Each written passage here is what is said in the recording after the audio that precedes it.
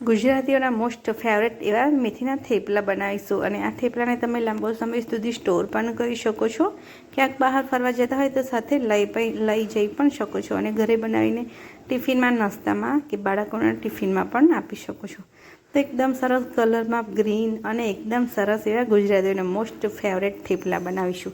તો અહીં થેપલા બનાવવા માટે મેં મેથી લીધી છે, 2 કપ જેટલી મેથી લીધી છે અને જેને સરસ રીતે ધોઈ લીધી છે અને આપણે સાફ કરી લેવાની છે. હવે બધો જ મસાલો આપણે મેથીમાં જ કરીશું. તો અહીં ભાજીમાં આપણે અડધી ચમચી હળદર, અડધી ચમચી જીરું અને અજમો થોડો એડ કરીશું. સાથે ધાણા જીરું પાવડર એડ કરીશું. 2 ચમચી જેટલા સફેદ તલ એડ કરીશું. સ્વાદ અનુસાર મીઠું પણ એડ કરીશું. 2 થી 3 ચમચી જેટલું દહીં પણ એડ કરીશું અને તમને ખાટી છાશ ખાવતી હોય તો એ પણ એડ કરી શકો છો. અને સાથે 2 થી 3 મોટી ચમચી આદુ મરચાંની પેસ્ટ એડ કરવાની. મરચાં એકદમ તીખા હોય એવા જ મરચાંનો ઉપયોગ કરવાનો છે. લાલ મરચું પાવડરનો બિલકુલ ઉપયોગ નથી કરવાનો. બસ હવે બધું જ આપણે ભાજીમાં મિક્સ કરી અને ભાજીને 5 થી 10 મિનિટ સુધી રહેવા દઈશું, જેથી કરીને ભાજીમાં જે પણ પાણી હોય એ બધું સરસ રીતે છૂટી જાય, જેથી થેપલાનો લોટ એકદમ સરસ બંધાય અને થેપલા વણતી વખતે લોટ ઢીલો પણ ન થાય. તો 5 થી 7 મિનિટ આપણે આ રીતે રાખવાનું છે. અહીં મેં 2 થી 3 ચમચી જેટલા પાણીમાં ગોળને ગરમ કરી લીધો હતો, જેથી કરીને જલ્દી ઓગળી જાય. 3 થી 4 ચમચી જેટલું બેસન એડ કરી શકો છો, વધારે પણ એડ કરી શકો છો. તો ભાજીમાં આપણે એડ કરી દઈશું બેસન અને સાથે જ મેં અહીં 1 કપ જેટલો આપણે જે રોટલી કે ભાખરી બનાવવા માટે ઉપયોગ કરે છે એ લોટ એડ કર્યો છે. હવે બધું જ સરસ રીતે મિક્સ કરતા જઈશું અને જરૂર લાગે એમ આપણે લોટને એડ કરતા જઈશું. તો અહીં મેં પાછળથી અડધો કપ જેટલો લોટ એડ કર્યો છે.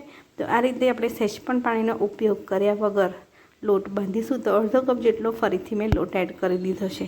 તો એકદમ સરસ એવા આપણા થેપલા તૈયાર થઈ જાય છે અને આપણે લોટને કઠણ જ બાંધવાનો છે, જેથી કરીને આપણા થેપલા વણવામાં પણ સરળતા રહે, લોટ ઢીલો પણ ન થઈ જાય.